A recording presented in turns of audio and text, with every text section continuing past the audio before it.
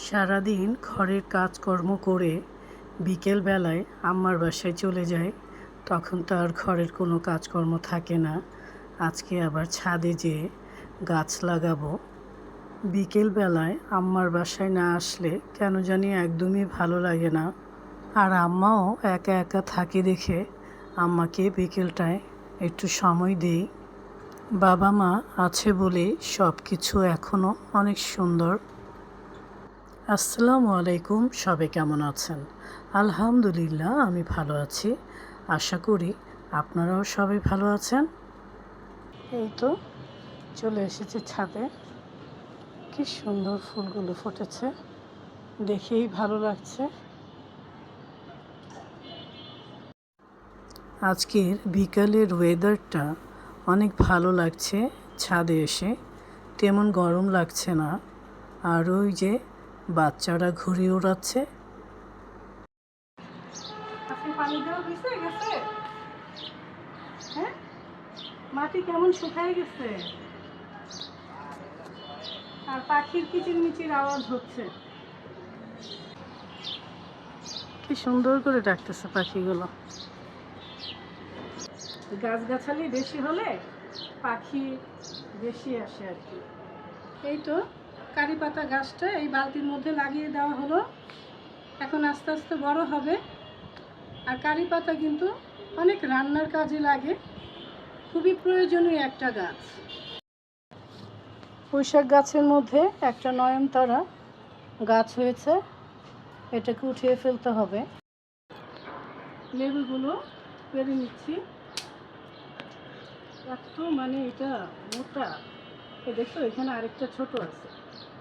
হ্যাঁ, এটাও পারি।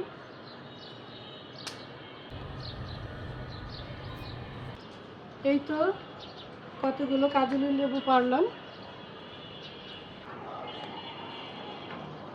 একদম টপ ফ্লোরে উঠতেছি।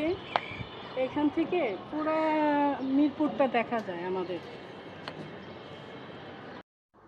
ছাদে আসলে কেন জানি প্রাণ ভরে নিঃশ্বাস নেওয়া যায়, আর কেমন শান্তি লাগে।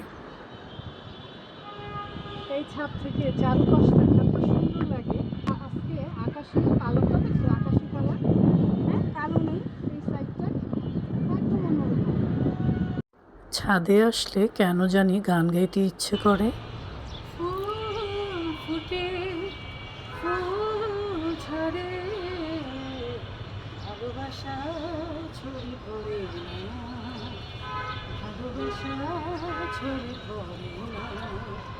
দিন যায় রাত আসে, সে তো ফিরে আসে না।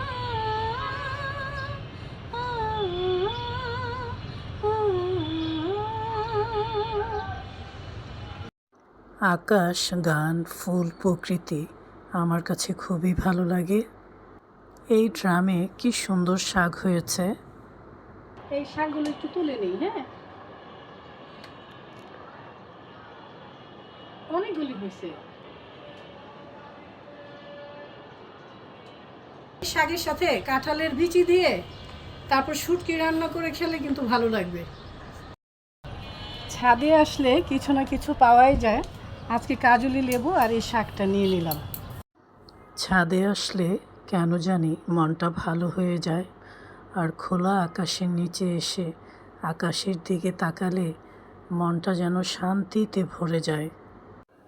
পাখির আওয়াজ, ফুল, প্রাকৃতিক পরিবেশ, মন খুলে গান গাওয়া সবই ছাদে আসলেই সম্ভব। সবাই ভালো থাকবেন, সুস্থ থাকবেন। আবারও দেখা হবে, কথা হবে। এখন আসি, আল্লাহ হাফেজ।